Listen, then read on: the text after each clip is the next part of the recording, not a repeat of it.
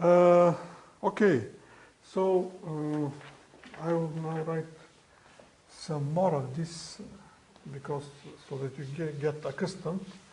And moreover, such details are not often written in the textbooks, and sometimes you don't know what they want to say. So what it means that R belongs to U times U, it means that R is some combination of elements are J, sum over J,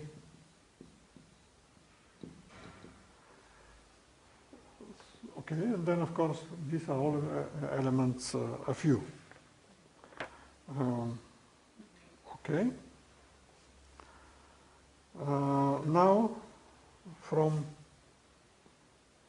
Now there is something that you should be able to prove.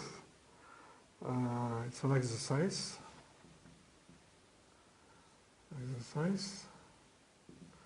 which is that epsilon, tensor with identity, with R is equal to the unit in the algebra, and the same is true in the opposite order. Identity tensor epsilon R is also usual to this to the unity. I can give you a hint. Apply epsilon tensor it to this one, and then you have to use several times such notations and to put them in the correct places. For instance, as I said, R12 is sum J Rj prime tensor R J second tensor 1 of U, and for R23 the 1 will be here, for R23 the 1 will be here in the first place. Okay, so you have to use this. Another exercise.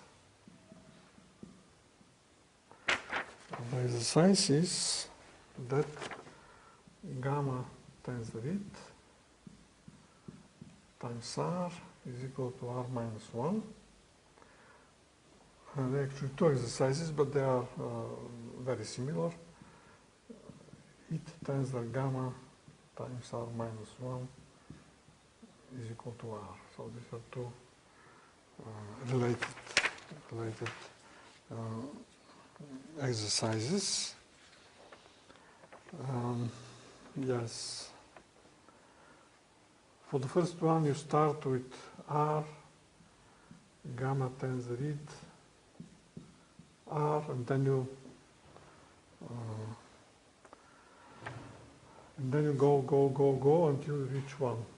And then if you reach 1, this is what you have proved, because R is invertible. Okay.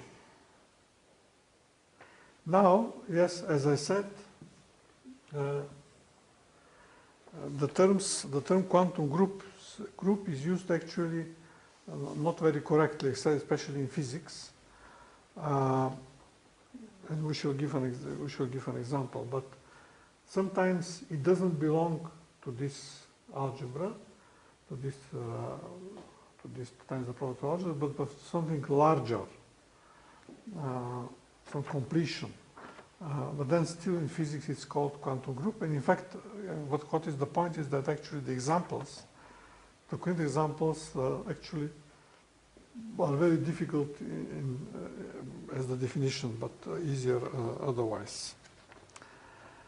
Okay, and then we have the then from these relations, from these relations which we have here, more precisely, 1 second. From this and this, or this and this, one of them will hold the Yang-Baxter equation.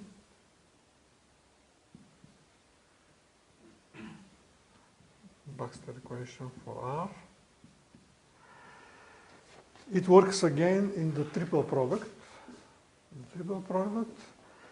And it is something which you can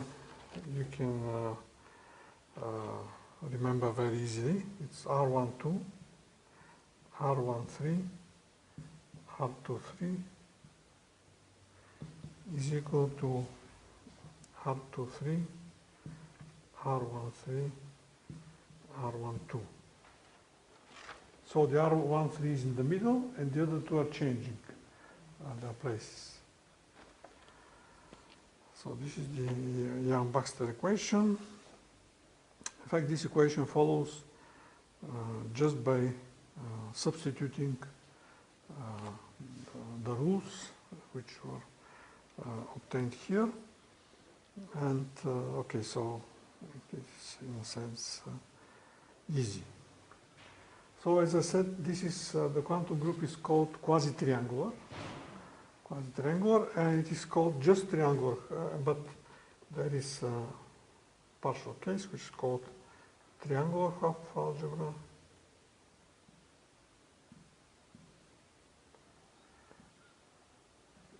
This is true if pi r minus 1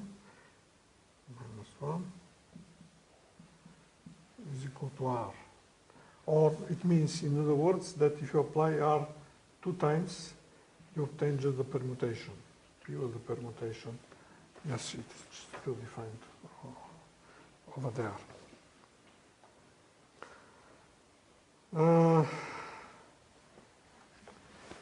Okay, now let me see about the time.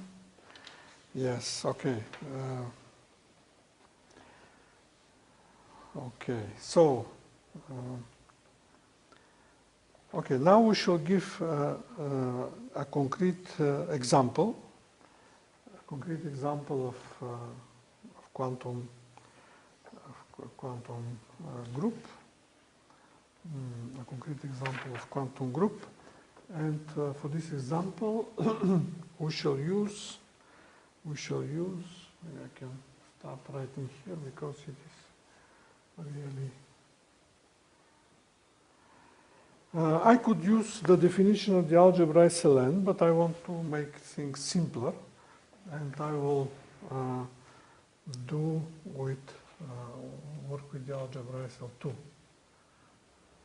But maybe I will say in principle, but maybe first I should say the principle. If you have a Lie algebra, you have something called universal enveloping algebra.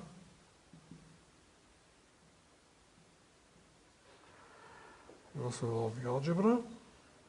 And for instance, for the case of SL2,